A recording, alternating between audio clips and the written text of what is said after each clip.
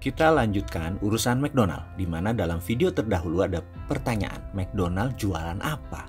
Dan banyak yang menjawab macam-macam termasuk properti, mainan, lifestyle, suasana, dan apapun yang menurut pengetahuan yang kita dapat. Namun ketika kita copy, meniru membuat sesuatu yang sama dan kita buat sama persis apa yang kita pahami tentang McDonald, apa yang terjadi? Kita meragukan hasilnya.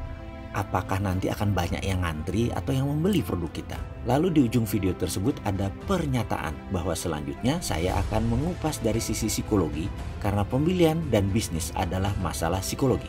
Psikologinya yang kita bahas adalah behavioral analysis. Agak rumit menjelaskan bisnis sampai menyentuh banyak bidang termasuk psikologi. Benar, manusia dalam mengambil keputusan akan salah kalau kita menganggap menggunakan rasional atau logic thinking.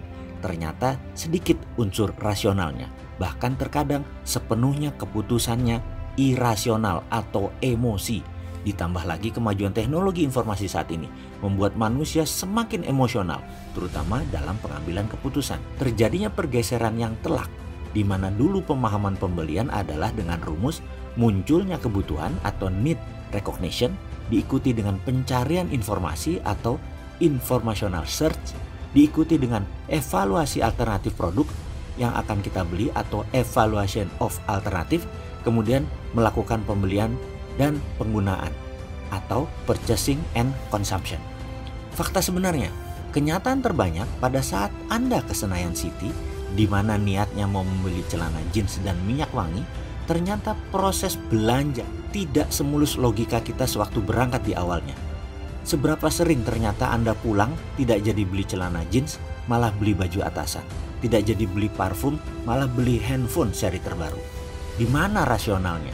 Apakah ini pengalaman kita semua atau hanya saya? Kembali ke McDonald. Apakah McDonald laku keras karena lokasinya? Atau laku karena Mac buburnya? Atau karena Mac rendangnya? Atau karena Mac chickennya? Kalau secara rasa, semua produk McDonald biasa saja menurut saya. Bahkan lebih enak sate ayam di depan rumah sakit Pertamina atau ayam goreng di restoran Melayu pagi sore. Masih saya bilang lebih enak dan ngangenin daripada paket hematnya McChicken. Atau kita tambah satu lagi deh bisnisnya, Starbucks. Starbucks sukses di dunia dan menjadi darlingnya di Wall Street hingga saat ini. Apa karena frappuccino? Apa karena mochaccino? Atau karena green tea latte-nya? Atau apa karena kopinya yang enak? Tidak, McDonald's, Starbucks sukses dan laku produknya bukan karena apa yang disebut konten atau what to offer atau apa yang ditawarkan kepada pembeli. McDonald's sukses bukan karena makanan. Starbucks sukses bukan karena kopi. Konten adalah sesuatu yang berhubungan dengan rasional kita. Misalnya kita beli sepatu, kita ingin sepatu tersebut kuat, bagus, tahan lama.